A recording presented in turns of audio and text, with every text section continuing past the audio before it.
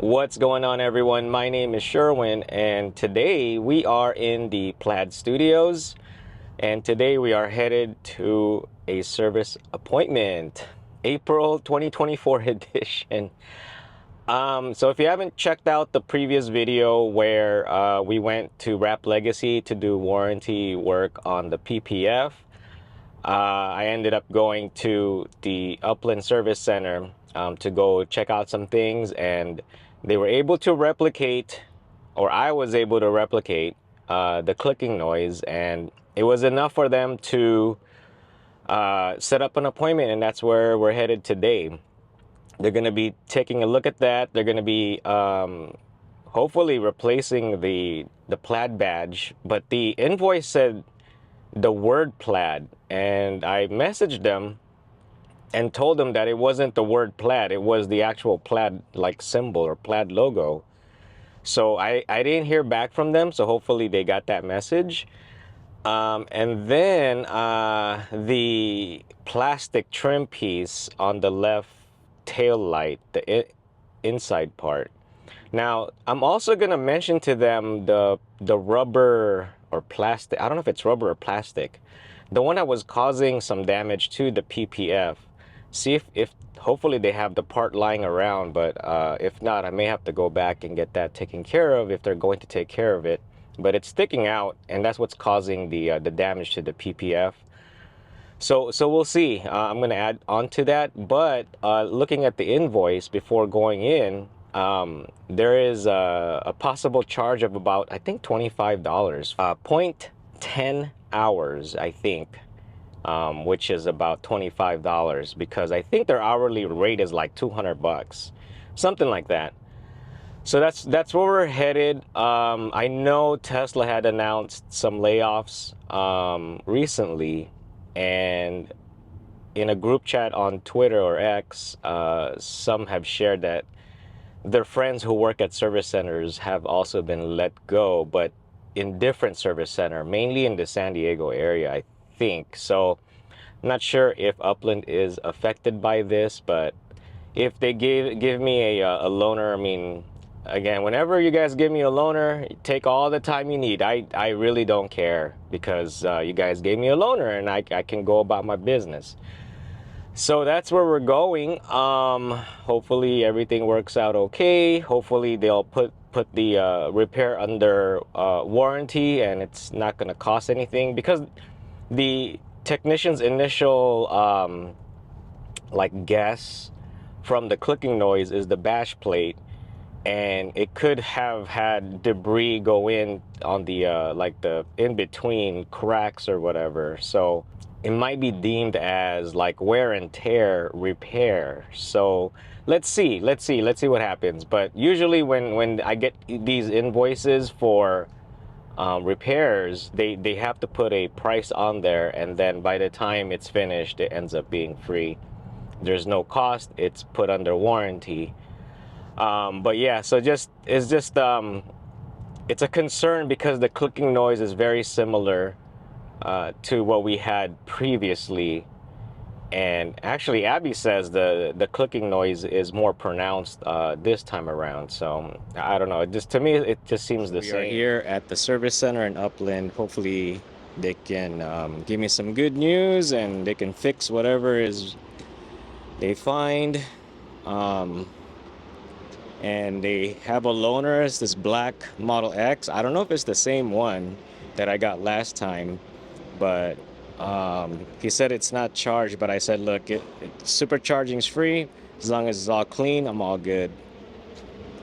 All right, so they're gonna go clean it up a little bit. It is 26% state of charge. I told them don't worry about it, because the supercharging is free whenever I get loaners, and I'm just glad they got me a loaner. So far, the last several service appointments, they were able to get me a loaner. So things are changing here in the service center, and I'm appreciative of that. There is a ton of what?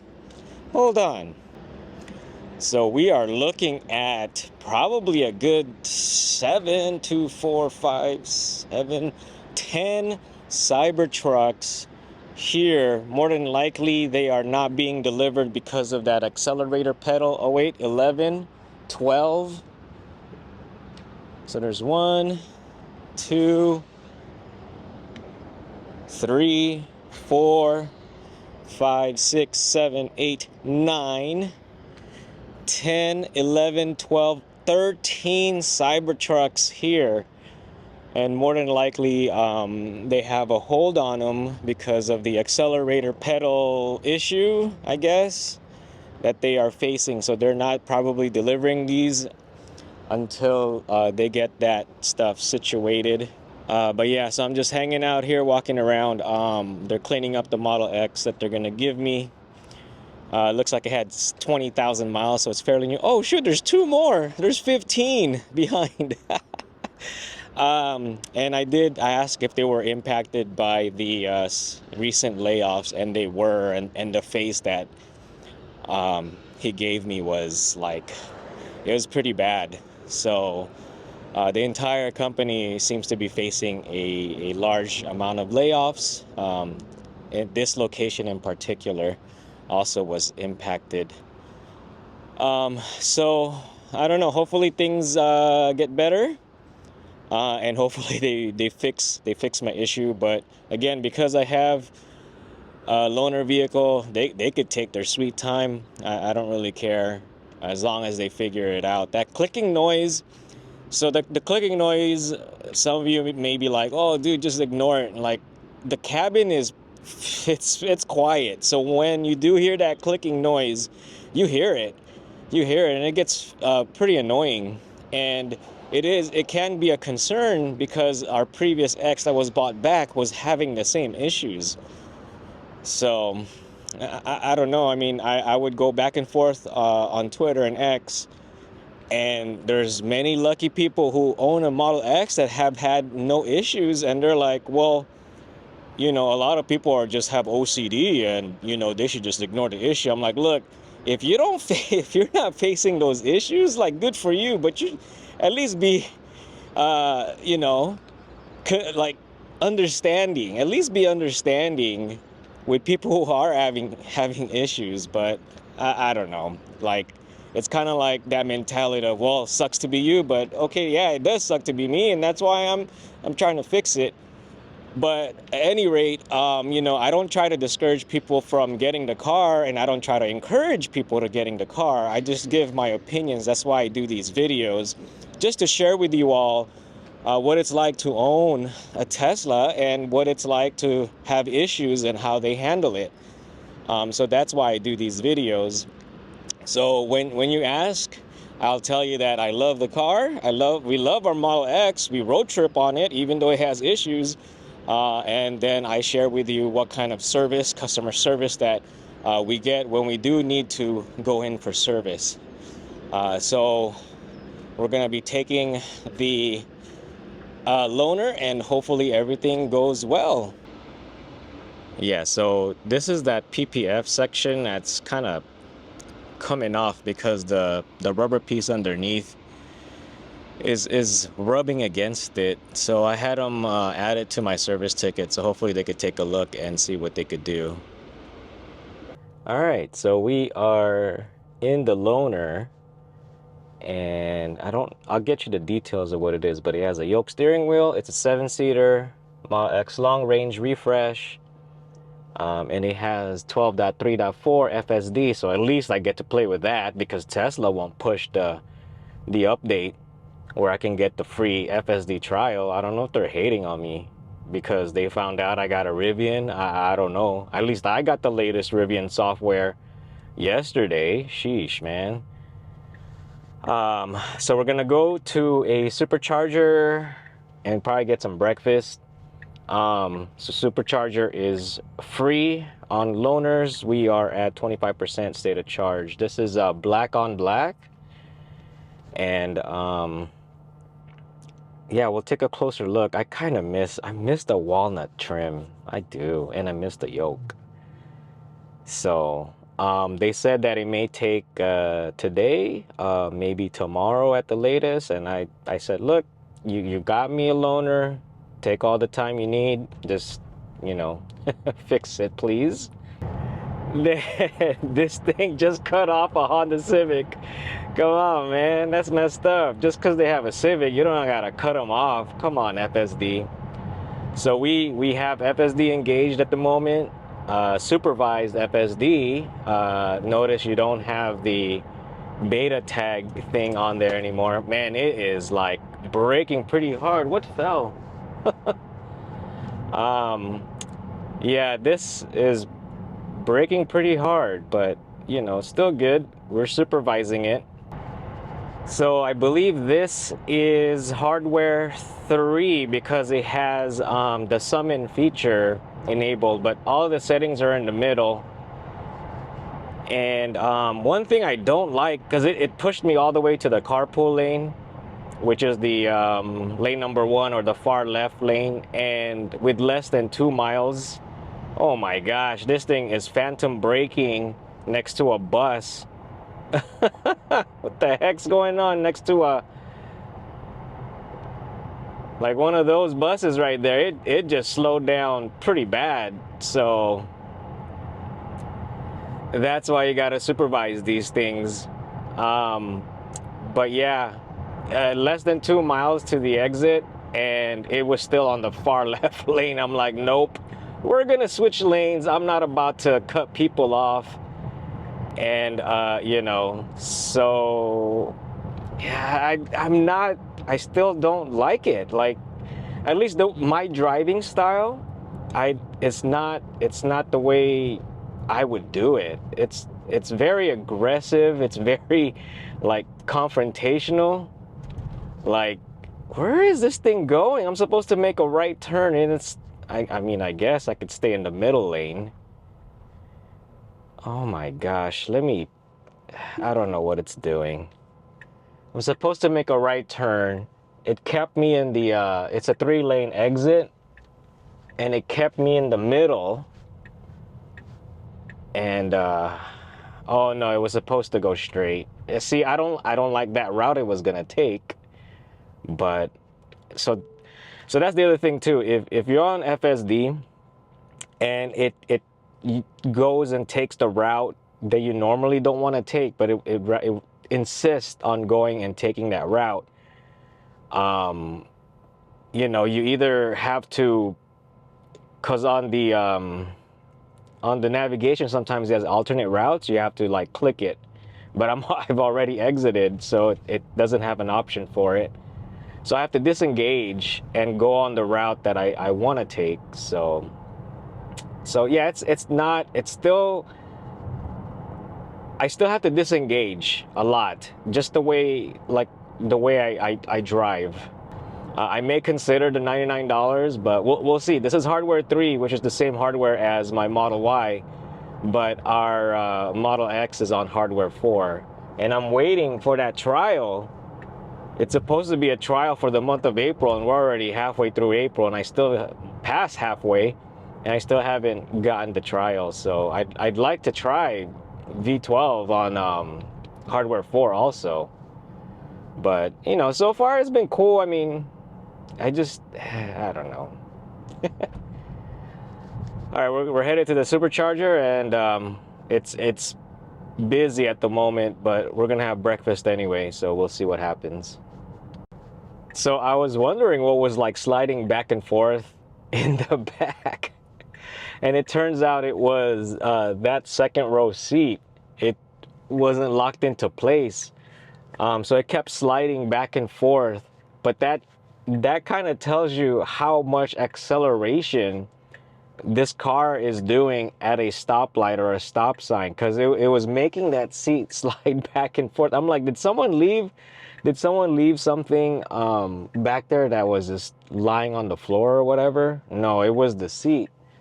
And at the last stoplight, it accelerated so fast that it pushed the seat back all the way and locked it in place. At least I think it locked it in place. But there's also something I noticed on the seat. See, it's accelerating fast right now. But yeah, there's some, I don't know. We'll have to take a look once we park and supercharge.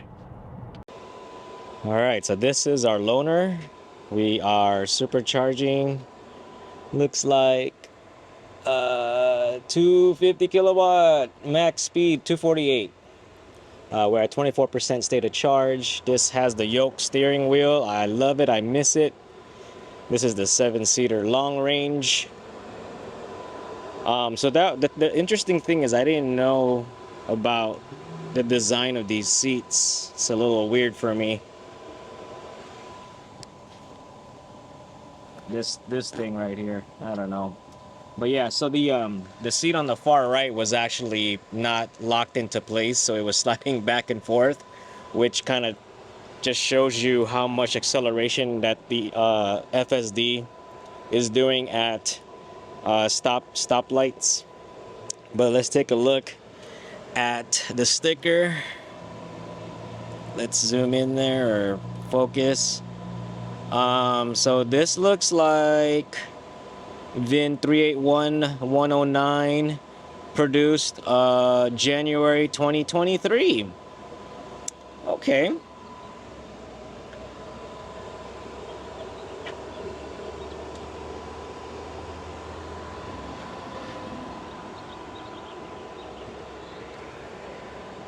Yeah, so I miss the walnut trim. I really do. I mean, the carbon fiber in the Plaid is fine, but I like the walnut trim better. But that's just me. So it's black on black, 7-seat. All right, so we got some like egg and mushroom for breakfast, something. But it's supposed to have poached egg, but I wanted scrambled egg. We're heading back home now because I gotta do some work. But one thing I think I really love about Tesla, and especially because we own a couple of Teslas, it's like the profile setting can be transferred over. So this car, I've never driven this car. I don't think I have in the past, but regardless, it's a loaner, and they were able to copy my profile settings over, or have the car access my profile settings. So not only does it have my seat adjustments, but it also has my options selected for the car. So I think that's pretty cool. I never really thought about it until whenever I have to jump to a different car. So all I have to do is either log in onto my account, or when they give me loaners, they just give me access to it, and my profile is there. So I think that's a really great feature that I don't think it's talked about enough. Now, if you only have one Tesla, then yeah, it's not going to really benefit you. But let's say you rent a car from Hertz, or a friend of yours lets you borrow their Tesla. All you got to do is log into your account, and your profiles get transferred over. And when you're done, you just log out, or they'll delete your profile, and that's it. That's it. So I think it's a really good option. One thing I don't like with Rivian at the moment is the profile that they have set up over there, and hopefully they fix it. But whenever I want like a friend to just drive it, you can't easily just create a temporary profile. So they get stuck with my profile. And hopefully they don't hit the remember button and reset my whole settings. So for the seats anyway. But yeah, the profile thing, it's really great. All right, so I got a notification saying that the car is ready.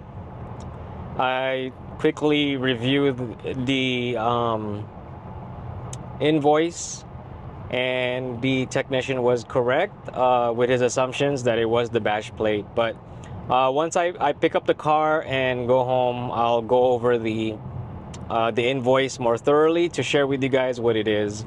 But in the meantime, I wanted to give some more thoughts on FSD 12.3.4, I think. Whatever the latest is as of April 17th, 2024. So there was a T intersection, and there's only one stop sign, which is the leg of the T, and then there's like a two-way street, that's the upper part. They don't stop. So the first time I was on that thing, it was like inching and inching, and I had to make a right turn. It was inching and inching, and then it finally decided that it was about to make that right turn. But I saw on my left hand side a car was pretty much coming fast, but it still wanted to take that right turn, and if I didn't take over, it would have taken that right turn, and probably would have got rear-ended, or it would have sped up. It would have just sped up, like maybe the rear cameras would have detected that car coming fast, and the car would have sped up. But I wasn't comfortable, so I took over. That's why it's supervised, so you always got to be ready. Another intersection, four-way intersection, but two-way stop sign. So I was on the street that had the stop sign. It was hesitating to cross the street, like it wasn't a natural thing. So I ended up taking over again, because it would have just kept inching and inching right in the middle of the intersection. I don't know. I went back to that T intersection a few hours later, and it just stopped. It stopped for like 3 seconds, and I was like, huh, what's going on? So apparently it was waiting for me to give it a command. So I flipped the right turn signal, and then that's when it decided to move a little bit forward to go check the intersection to see if it was okay. And I said, you know what? No, I'm not gonna do this. So I disengaged again and took over. Now, on the highways, the freeways, it loves to go all the way to the left, all the way to the left lane. And the reason it was telling me is it wanted to go to a lane that was free so that it could speed up. I can't remember the exact words. The problem is it'll only speed up to the maximum limit that you have your car set. So it would be like 72 miles per hour. Because I think I have it at like 10 or 14% on the offset for the speed limit. But it'll either go to the HOV or carpool lane, or the far lane, the fast lane, and people are going much faster than 72 miles per hour over there, but it loves to just go there. And so once again, I either had to take over or I had to increase my speed limit. But loaners only get you to about 85 miles per hour max, and also FSD is 85 miles per hour max. So there's times today that people on that lane are going a lot faster, and if I didn't take over, I'm gonna piss people off behind me or get rear-ended. So again, another disengage. So the other thing too is, as I'm using it, I get very impatient because it's not driving like me. I wish it would learn to drive like, I guess, my pattern or my habit, and maybe in the future it'll learn that. So I get a little bit impatient, and it may sound weird, but I love to drive. I hate traffic, but I love to drive, and I get impatient, and I'm like, let me just drive. Geez, man, stop driving me. I want to drive you. So so for the most part, I mean, it's great that I got the opportunity to play with it today for half the day. But even with $99 a month, they lower it. It's just, my opinion, it's just not an expense I want to pay, because it's just I probably would love to use it in traffic, because I ain't going anywhere. But at the same time, why pay 99 bucks when the autopilot that comes for free does a good job already in traffic? So that's just my opinion on FSD. I still notice some weirdness. I mean, people say, "Oh yeah, it's more human-like." In the roads that I drove today, I can see the decision makings have been improved from version 11 that I had a 3-month trial on, but yeah, I don't know. Like, it's just not my thing. What's the magic number? What will be the magic amount that I would say, yeah, go, I would like FSD.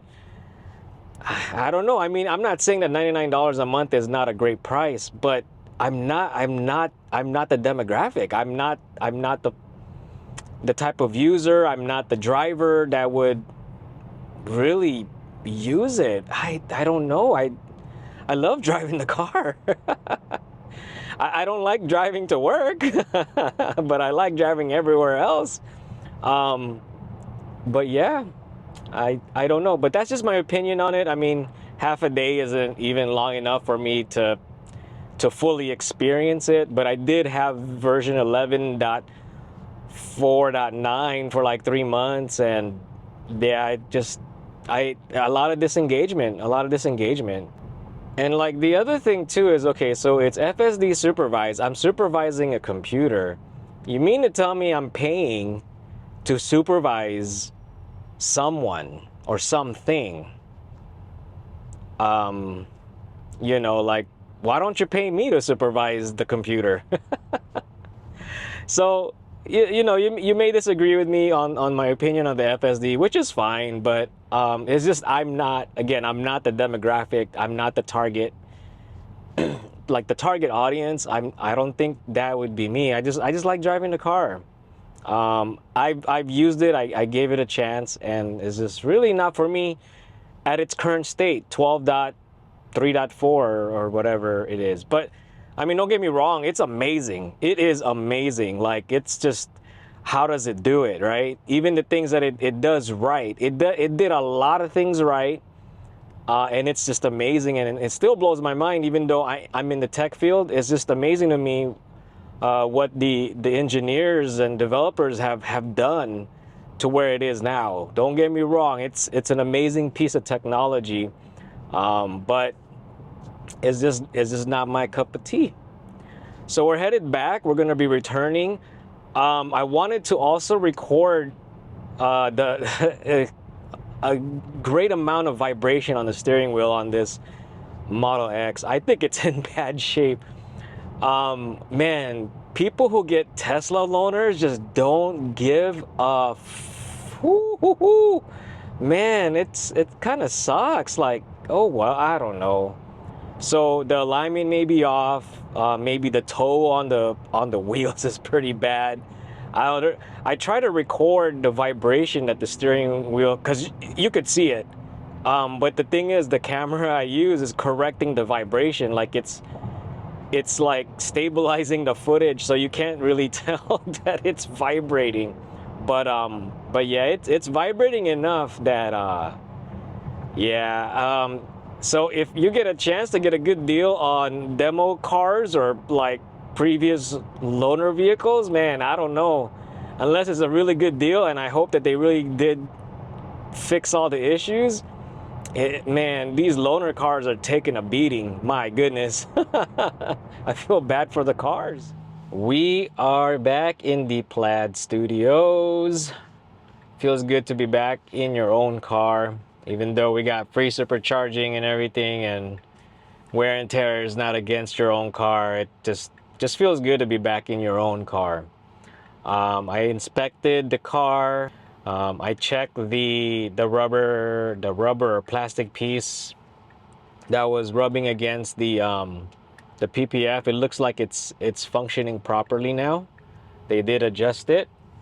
Got a brand spanking new Plaid badge. Great. And it's shiny. Yeah, and that's pretty much about it. I mean, I dropped off the loaner. I explained to the person there, like, man, please make sure you delete my profile and remove my history there, because the last time you guys gave me a loaner, I knew where the previous person went. I saw the inside of their garage. I saw all of their previous destinations that they entered in the navigation.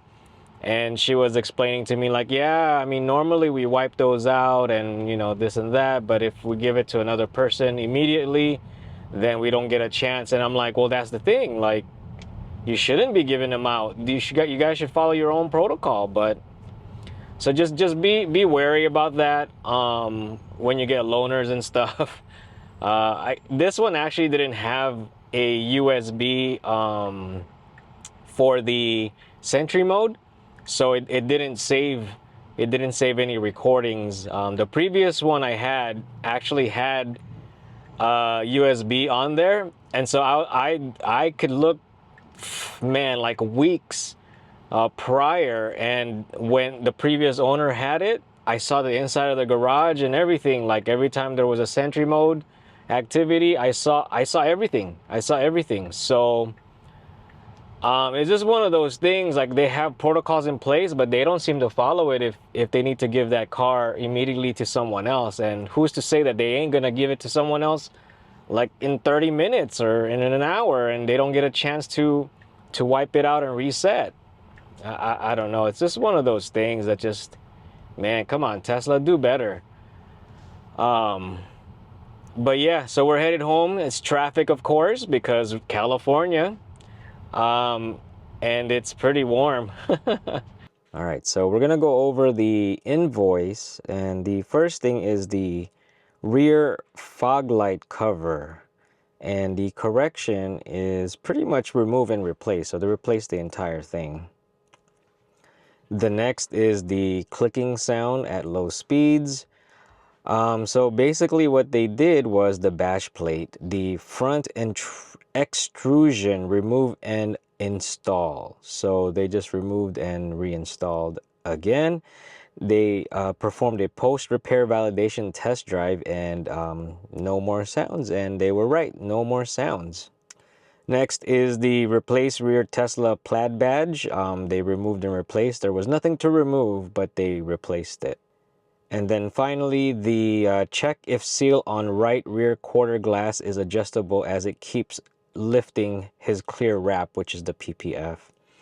Inspected lift gate seal and found by quarter glass to be slightly lifting.